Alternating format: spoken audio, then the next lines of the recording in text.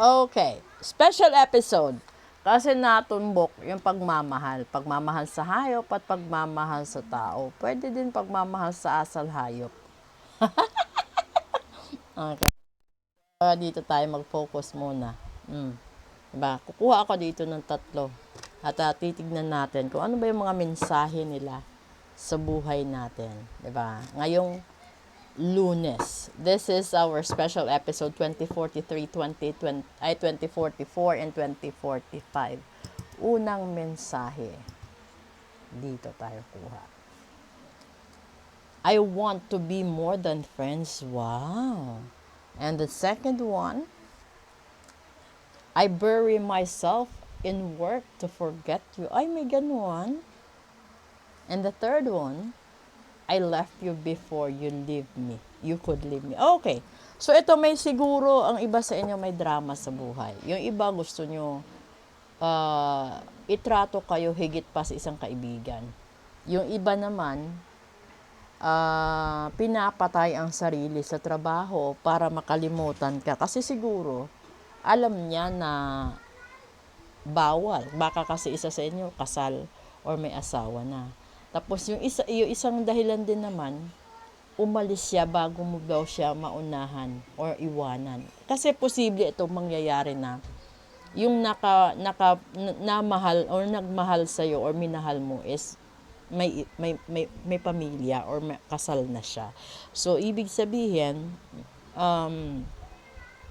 mahal ka niya, minahal ka niya, pero nag-aalinlangan siya dahil baka hindi niya alam o hindi niya tansya na kung ipaglalaban ka niya, kung kaya mo din ba siyang ipaglaban. Kasi alam niyo, hindi ganun kadali maging isang third party. 'Di ba?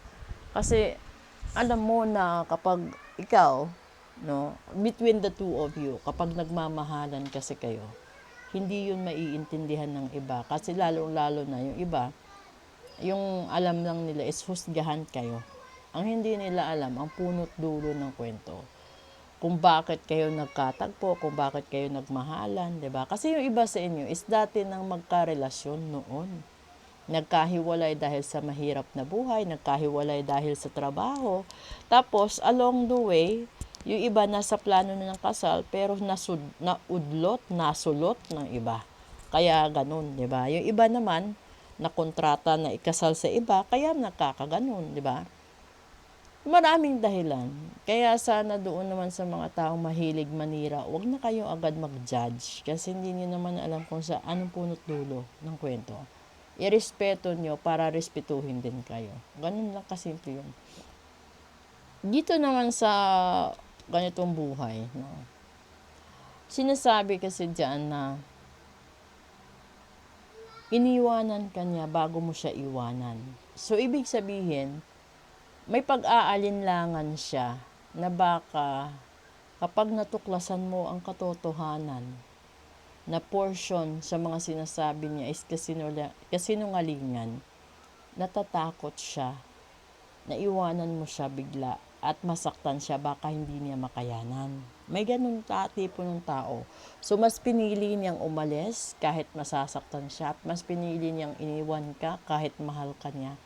Hindi dahil sa tapos na ang relasyon, kundi dahil gusto niyang hanapin muna sarili niya.